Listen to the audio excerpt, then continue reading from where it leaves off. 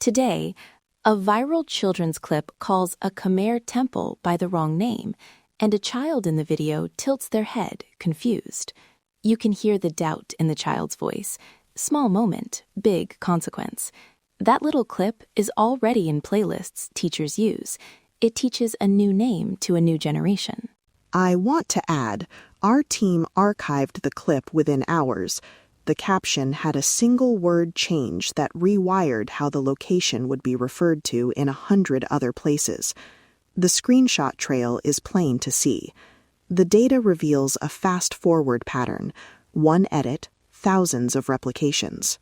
Welcome to NSP Plus TV. I'm Norn, Cambodia news commentator. Here we expose lies and protect Khmer heritage. Today's episode is focused and quiet, but it matters. Children internalize what they hear first. We must protect that first story. And I'm Nisa, social media monitoring specialist. Before we go further, a safety promise.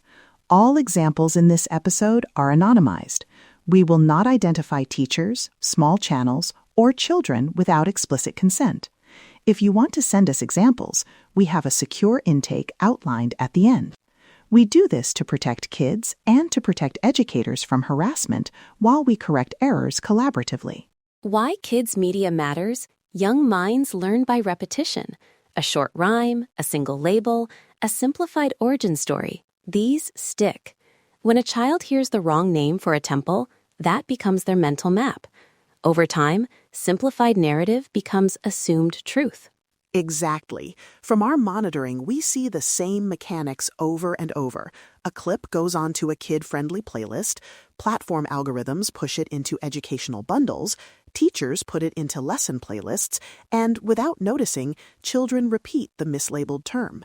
Our research shows these small errors compound into misattribution across classrooms. We'll walk through 3 anonymized case studies today: a viral kids clip that relabels a temple, a translated picture book that drops Khmer terms, and a school radio skit with a mistranslated ritual. Each shows a different pathway from small mistake to long-term memory. Case Study A, the viral clip. Here's what we reconstructed. An animator uploaded a short 5-minute clip showing a temple scene. The original script used a Khmer term, but a later edit replaced that term with a generic label. The clip was then included in 2 popular children's playlists and a teacher-created playlist that hundreds of classrooms use. When we view the archived screenshots, we see the timeline clearly.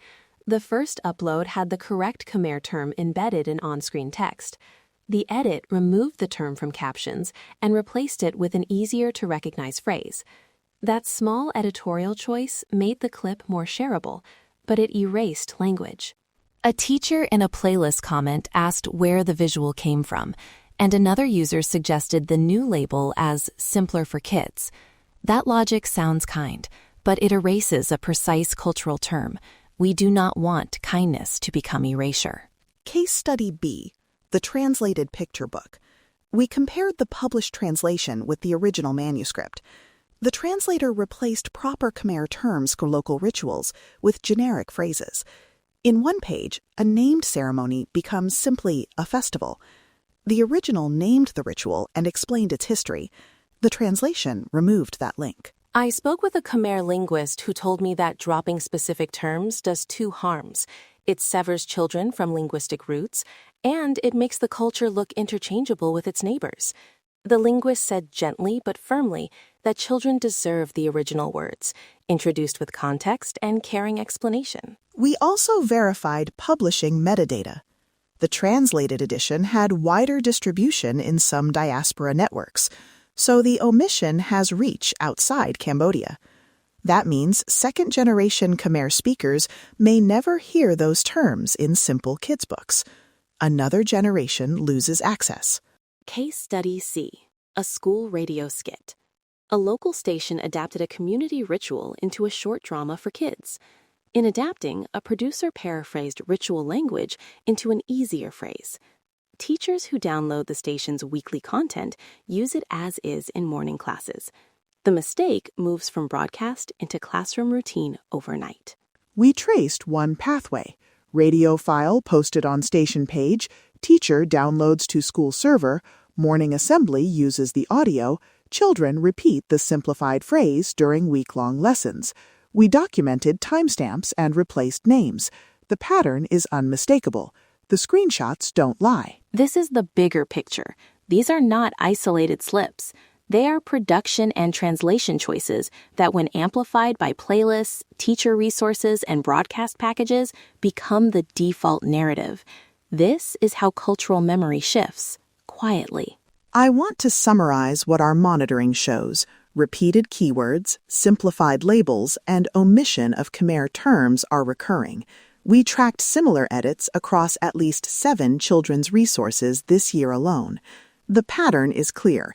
Simplification plus distribution equals systematic erasure risk. A children's media producer I spoke with explained production pressure. Tight runtimes, perceived audience comprehension, and platform algorithms push for simpler language. The producer said they often receive direction to avoid unfamiliar terms. That is fixable, not inevitable. An educationalist advised remediation strategies. Introduce original terms with simple phonetic guides. Add a short glossary at the end of the story, and give teachers a 1-page activity to reinforce terms.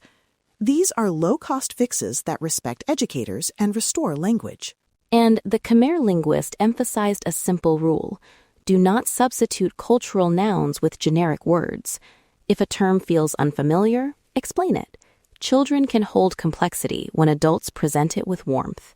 Our heritage does not need to be simplified out of existence. Remediation Playbook. 3 practical actions you can use right now. 1. Reach out politely. Suggested line. Thank you for this resource. A small note. The original term here is X. Would you consider adding a short pronunciation guide or glossary? Happy to share sources. Keep it collaborative, not accusatory. Classroom activities to restore terms. Quick exercise. Play the original audio, then the adapted clip, and ask children which words sound different. Invite children to repeat the Khmer term 3 times and draw a picture of what it means. This makes learning active and joyful rather than punitive. 3. Work with publishers and producers privately.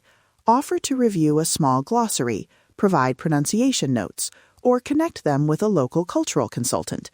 Many creators want to do the right thing. They need accessible support, not public shaming.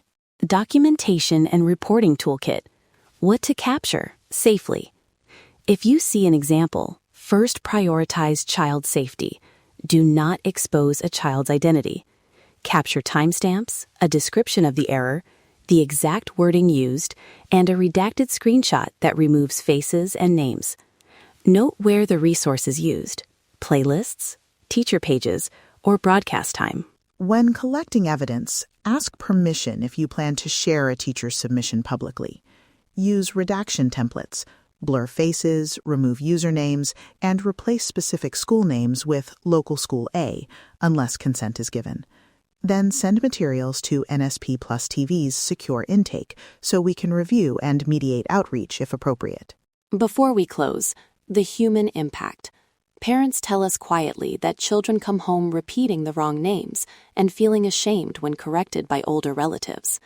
Teachers often feel embarrassed when mistakes are pointed out publicly.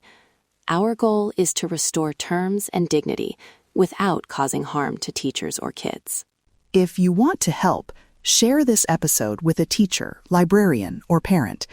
If you find an example, follow the redaction checklist and submit it through our secure intake. We will mediate with publishers, offer remediation templates, and provide classroom-friendly activities. The evidence is undeniable when handled responsibly. Thank you for listening. Small edits on small screens create big memories. We can protect Khmer words in children's media and do it kindly. If this episode helped, please subscribe, share with a teacher or parent, and if you have redacted examples, send them our way through the secure channel we mentioned. We will review each submission with privacy in mind, prioritize consent, and work toward collaborative corrections.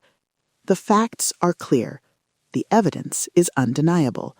Stand with Cambodia.